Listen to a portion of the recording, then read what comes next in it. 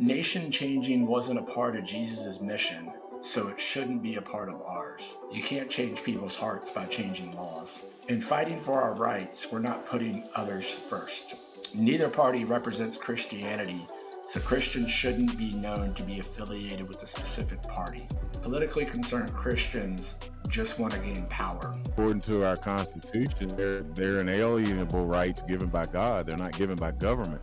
The problem is that we've made government God to thinking that they're the ones that bestow our rights to us, and so we've allowed ourselves to just kind of sleepwalk through society while government has gone way off and legislated a whole bunch of stuff. And we, like Rip Van Winkle, we wake up after a few years and like, man, where are we? You know, what is going on in this state?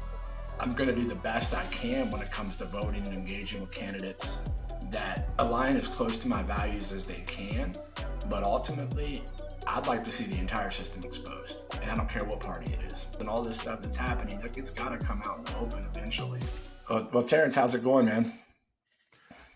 It's going great. Been looking forward to this again since the other day, getting a chance to record again and just talk about things going on in the culture, things that we believe that Christians ought to be engaged in. And so hopefully, you know, whoever listens to this will start to see how crucial it is that Christians start to engage into the culture around them and begin to be the light in the dark that we're supposed to be.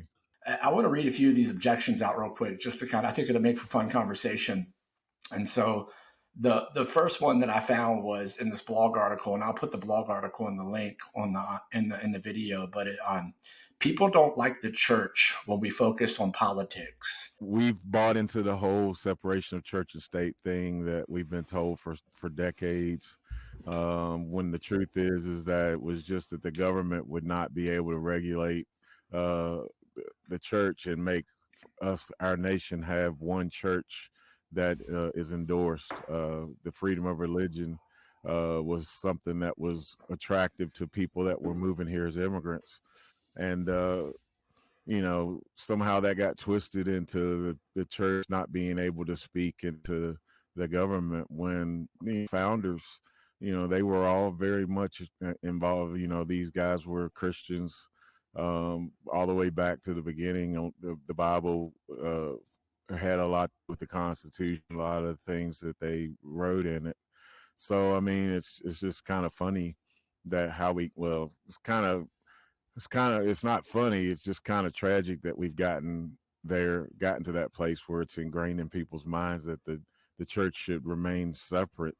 You know, when it's the place that Jesus called us into. He said, go into the world, preach gospel, number one, and number two, you know, teach them the things I've commanded you, you know, for them to do those things. So we're definitely supposed to be in those realms. We're not supposed to be separate. And so, that's just a typical thing. I think that we've been conditioned into thinking over the last several, I don't know, it's been multiple decades of getting us to that place where people think that. And now we're in the process of trying to reverse that. A lot of organizations are now speaking boldly. So, I mean, I think I don't find that quote to be odd at all. It's pretty. Hey, just dropping in real quick to say that if you found any value from this conversation so far, we'd love that you subscribe or hit the like button below. Now we're back to the conversation. Now, do you think there's a place where, you know, the church can go too far and it's focused on politics? So, you know, I think there's obviously that line where we speak nothing about it, right? And unfortunately, there's no voice heard. And the government has done a good job to try to silence voices on that with, I think, was it the Johnson Amendment way back in the day that, is that the right one, that came after tax exempt statuses if pastors would endorse a particular political candidate. But do you think there's a situation where, you know, churches can maybe go too far in that focus on politics and get away from the gospel and focusing on these issues? I definitely believe that. And when we see when we see today a lot of these left-leaning guys, they certainly have no problem doing that. I mean, President Biden was just at Ebenezer Baptist Church, Martin Luther King's old church. He actually was given the platform to speak. So a lot of times, I think it's nowadays, if you're liberal and left-leaning, you can talk about it all you want, and it's just us conservative guys that they try to shush and make us speak less. Yeah. But yeah, I mean, you can. You have to be careful always to tie those things. Find a way in your sermons. Find a way in your discussions to make the word central to everything that we say. But I think you and I both agree that we must, from a pulpit, we must engage people in what's going on in the world around them, and not just simple Bible stories, but also deal with the things that are going on and give them the biblical perspective on it. Because the worldview is lower than with our people, and discipleship, which we talked about, I think the last time, is not what it should be, and so we definitely can't refrain from it. I guess we just can't make ourselves politically centered on Sunday mornings or every day we meet. We just have to find a way to speak to things, and maybe find a forum if Sunday morning is something that's not conducive to us being so forward, with things of culture. Then we need another outlet, maybe a Bible study group or a small group or something, to be able for people to engage with us and ask us what we think, because certainly our people are thinking these things probably when they come in on Sunday morning, and most churches, they don't hear anything ever addressed. And so they don't know what to think about them. Yeah, I think it'd be amazing to start to see churches create places to have some of these conversations where conflict and discourse is encouraged, right? And instead of avoiding the controversial topics, but saying that, it's okay if we sit down head to head and we disagree on we're completely different sides of an issue. But let's sit down together. Let's engage in that healthy conflict and that healthy discourse, and see if we can figure out what the truth is in the middle of all of this. I think so often. I mean, nobody loves wading into conflict, right? I mean, it's not fun, to just be controversial and dig into conflict. But if we don't have that from time to time, if we don't acknowledge and express that we're on opposite sides of issues at times, even in the church, then how do we ever get to the truth? Neither party represents Christianity, so Christians shouldn't be known to be affiliated with a specific party. Truth be told, I've been mulling over that one for a while recently. I'm a part of a group here that's a spiritual group that's politically active. There's a chapter actually down your neck of the woods that has challenged the whole drag queen thing that was going to be at Court Square Theater in February 4th, and basically did some good things to get that possibly even stopped, but definitely not directed towards children, calling it a family-friendly event.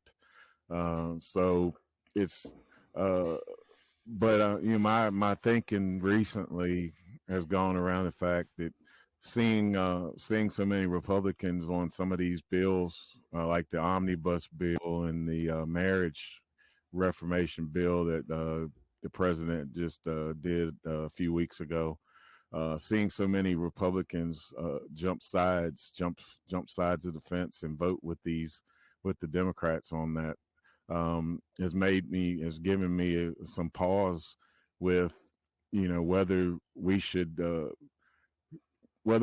be promoting righteousness more than a party, and even holding the ones with the platform that's more conducive to Christianity. I mean, let's just be honest. The platforms, read them side by side. The Democratic Party is nowhere close to Christianity. The Republican Party platform is more along the lines of where we are, but we still have to be kind of watchdogs over that as far as when it's time to vet politicians, when it's time to listen to them and whether they get our vote. We've got to hold them more accountable to that. So, yeah, I would say not just to rubber stamp a party and not, say we're this is our church. We are we're Republican voting. I believe we should make sure that we are pointing people towards righteousness and talking about the issues. Again, like what we were saying earlier, as pastors, we can't avoid these subjects because every 4 years, every 4 years, whether it's a Senate race or whether it's a presidential race, these things are important, and we definitely should be a voice in that for our people. We should be a sounding board, and we should, if we're not going to just openly say, okay, we're just endorsing Republicans, let's look at the candidate. Let's have those discussions with people and put the candidates up and put what they believe, their voting record, know all those things, and be able to communicate to people. This is why we vote for this particular person, not just because of their party, but this is how they vote, and they're more in line with what we as a church are wanting to promote. Again, I think back to almost bleeding back into what we said earlier. When we've made ourselves absent from these things, then we just leave our people to their own. Not that our people are so blind sheep. Some are pretty knowledgeable, but if we should as pastoral leaders, we should be able to give clear answers and clear reasons for why certain candidates are suitable and some aren't.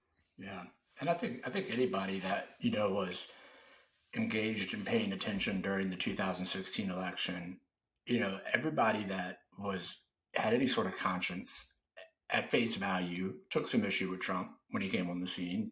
Anybody that was a minister and engaged in the gospel, looks at this guy on face value and they're like, man, like, is this really the best we can do? Like from a moral standpoint, and fortunately he did get in office and he did some good things while he was in office, and I won't discount that whatsoever. But I think we kind of brings up the point that we're relegated to a certain amount of choices, right? We don't have unlimited options. We can't pick the perfect candidate that's always going to check all the boxes. And some would say the response to that is, well, I'm just not going to engage at all. And I'm like, well, most of the time it's unfortunate, but because we focus only on, the Senate and the big races, the national races that come around every few years, and we're not engaging on the local level, then we're getting what we're getting at the national level. Because, all of these large politics, with the exception of Trump, who was an outlier businessman, it all starts local.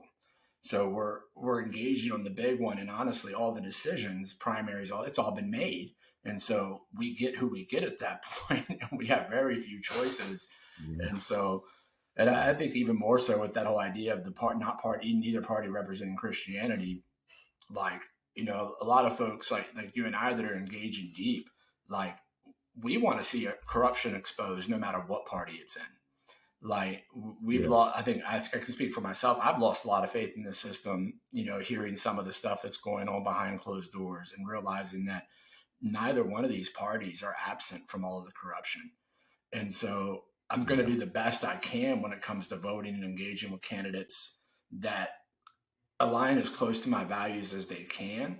But ultimately, I'd like to see the entire system exposed. And I don't care what party it is, because all these backroom deals and all this stuff that's happening, it's got to come out in the open eventually. Nation changing wasn't a part of Jesus's mission, so it shouldn't be a part of ours. Read the Great Commission. Did they read, go into the world and preach the gospel? And I think that's where it stops for most pastors. So okay, let's go get everyone saved. Yeah, that was the redemption mandate, but there was also a cultural mandate in the second half of that verse where we are going teaching them to all of the things that we've commanded.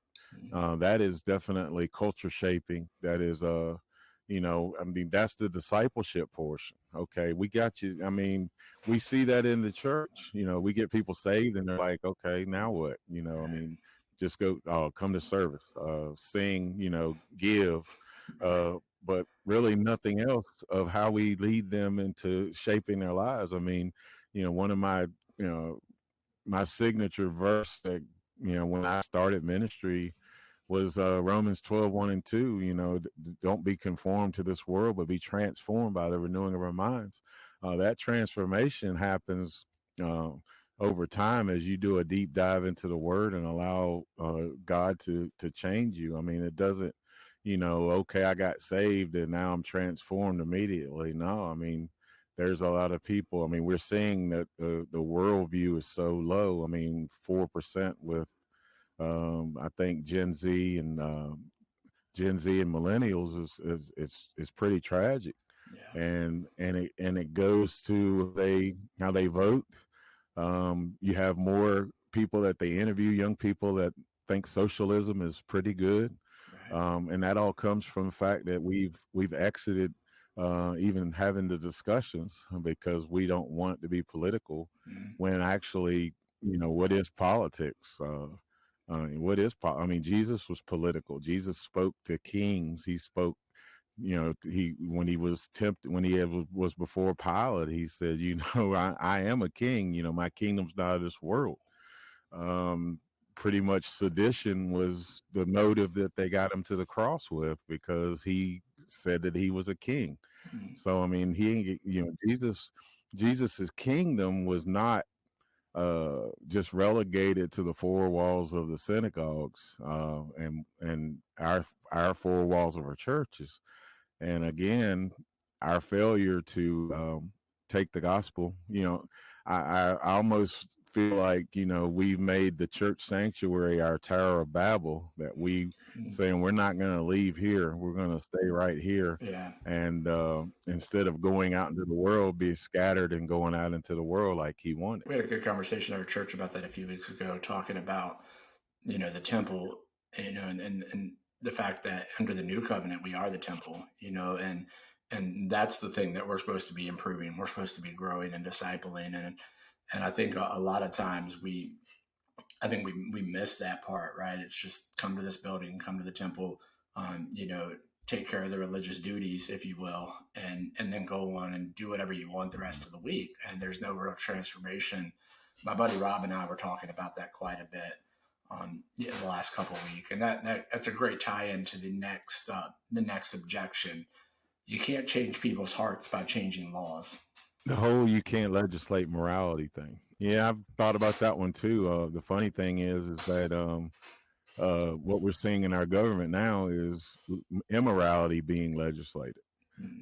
So if immorality can be legislated, we certainly we were given 10 commands that most of the laws of nations, whether they know it or not, come from there. I mean, we put people in jail for murder. Why is that? Because God told Moses, wrote 10 on 2 tablets. He wrote, "Thou shalt not kill. Thou shalt not steal." When you go to jail for theft. I mean, so whether the world wants to credit God, whether they want to push God and say we're not a religious nation or we're not a religious people, the fact of the matter is that all of our morality hinges on what God spoke back in the Old Testament, and it's the impact of that. Whether they don't give it credit, but basically they have to borrow from our worldview, even if they are atheists, because these atheists are going to go to a police station shouting, "Hey, man, I've been robbed," and okay, well, we have laws based on someone you say doesn't exist. Right. That's where the laws come from. And so basically we're going to prosecute based on those laws. Yeah. And so Yeah, again, the whole you can't legislate morality. We know that the law doesn't change hearts. That's why Jesus had to come. We Right. know that, but in a society, uh, anarchy doesn't work either. Right. So I mean, we've got to have Yeah. standards. We've got to have laws, standards of behavior for people. So I mean, that's uh, Yeah, Ben Shapiro on, love him or hate him. I know everybody has different opinions on Ben, but he talks a lot about that. Like if a yeah, society doesn't have some sort of shared morals or shares values, if there's not something that holds us together and we don't have a basic standard, shared ideology when it comes to how we relate with each other, when it comes to morality or laws, then you can't have a society, right? You just, if you don't have that, then there's no ability for us to function together, as a society.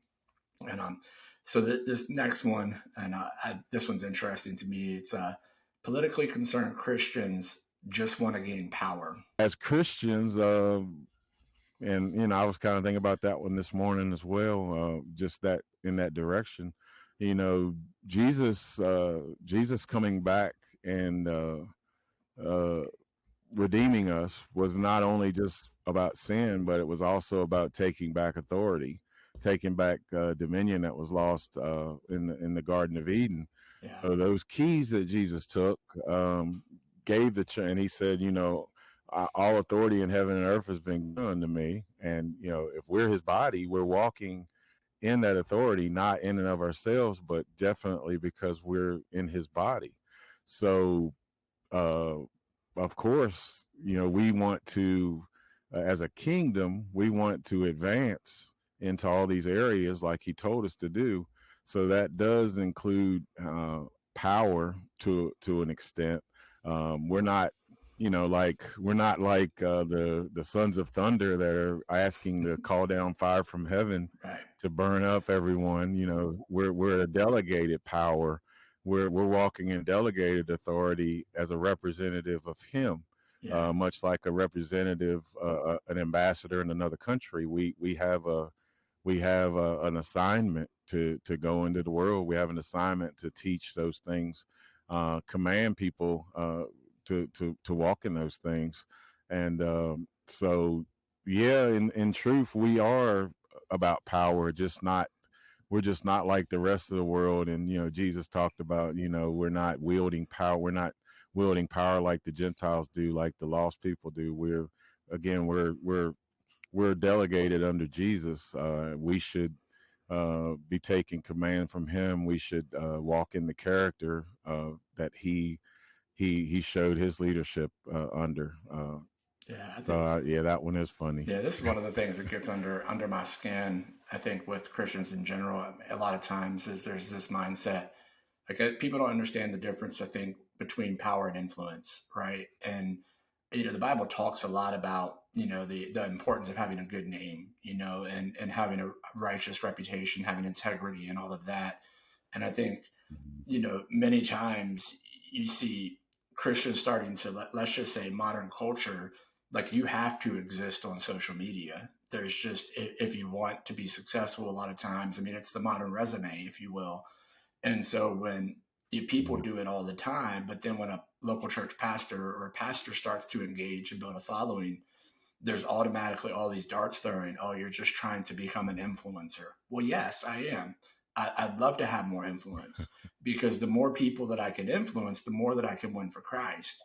And I think it's the same thing, as there are certain Christians that are called to go way deep into this thing, and the more influence they have, the more ability they have to impact change. And that's what I think just, man, it just really gets under my skin when I hear that type of stuff. It's like we've we've got to have some sort of influence in culture, and a lot of times that comes with some sort of platform, and if we don't engage in these conversations, then we're just going to be irrelevant, and in fighting for our rights, we're not putting others first. So basically, we should just lay down and let society do what it's going to do, and not engage at all. I mean, the truth of the matter, I mean, we were given, Adam was given the mandate to guard and protect all of the, we're worse than an infidel if we have children, if we have wives that we just leave unprotected. How can you enter a house unless you first bind the strong man? You can't enter in and plunder his goods. So I mean, yeah, our rights are very important, and according to our Constitution, they're inalienable rights given by God. They're not given by government. Yeah. The problem is that we've made government God to thinking that they're the ones that bestow our rights to us, and so we've allowed ourselves to just kind of sleepwalk through society while government has gone way off those and legislated a whole bunch of stuff, and we like Rip Van Winkle, we wake up after a few years and like, man, where are we? What is going on in this state? Because we exited and we slept, and we believe that our rights aren't all that important about fighting about, and the truth is that our rights are very important, and in case people notice they're vanishing a little bit more and more over time. Yeah, where does this become a stewardship issue for the church? Like, like when does this become a stewardship issue? I mean, we've been given this incredible country, to live in. We've been given, all these freedoms that the church hasn't historically enjoyed, and there's inherent blessing in that, and yet we've just pulled back and kind of, I'm just going to turn the other cheek always, and I'm going to love my enemies, and I'm not going to engage in conflict, and all the while there are people actively working to undo the freedoms that we had. And I think it does boil down to stewardship. We steward everything that God, nothing belongs to us. And so if I am treating this country that belongs to us, as something that I realize is a gift from God, just like everything else that I own, I'm not going to let somebody run off with my computer. I care for it, but a lot of times we care more for our material possessions than we do the condition of our country. We'll wear the American flag T-shirts on the 4th of July, God bless America, proud to be American, all this stuff. But then the rest of the year, we forget about it until November comes around, and then we cast our vote, we do our duty, and we feel like that's enough. But when it comes to stewardship, you have to actively be working to manage your stuff. I can't tell you how many times a month I look at my budget and my personal finances. I'm paying attention to where it's going, where the money's going, what's happening with it, where I'm spending it. Should I cut coffee out a little bit more? Probably never, but I'm stewarding, I'm actively focusing on it. And I think it's the same thing with our nation. We've got to steward the blessings that we've been given. It's no doubt we're living in a very entitled generation, and I think that's not just this generation. As we see young people off the rails, we're quick to point to them, but forgetting the fact that we're the ones that raised them. So we're implicit in that. We've gone, because of that entitlement attitude, we've just kind of said, okay, well, things will just take care of itself. I don't really need to pay attention to it. Again, like, someone that goes to sleep and for a number of years and then wakes up and the whole landscape has changed because we took our foot off the pedal and allowed someone else to drive. For one example, the Second Amendment, which is, big in our area, probably not so much in other areas. That wasn't for hunting, as some of our politicians, talk about, with your AR-15s, the ducks aren't shooting back at you. Well, that wasn't the purpose of the Second Amendment. That was for us to hold the government accountable, march on Washington and say, look, this thing's off the rails. You guys are representative. You don't represent the corporations. You represent us. Right. And so because we've allowed that to slip back, the government has, who was meant to represent us, has now had corporate influence come in to shift how they vote.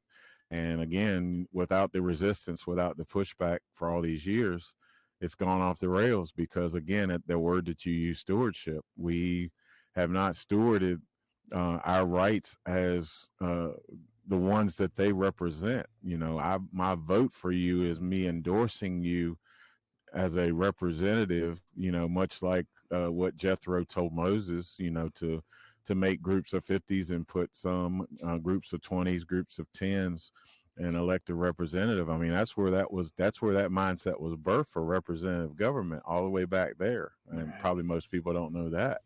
Yeah, if you think about, so, I mean, accountability is all in it. you think about like basically this idea biblically, and they use the word ambassador, right? We're ambassadors for Christ, and you look at it from that perspective. I'm casting my vote, for my local congressman. He's going to Congress, and he's representing me, and he's a reflection of me because I put my vote in there. And I think sometimes I don't really think about that. Well, I'm just going to vote for this guy. He's going to go do what he does, but I'm hoping that, our local representative is going to go make decisions that are good for Augusta County, right? In DC, they've been promising us a fix for 81 for years, and they've never got it done.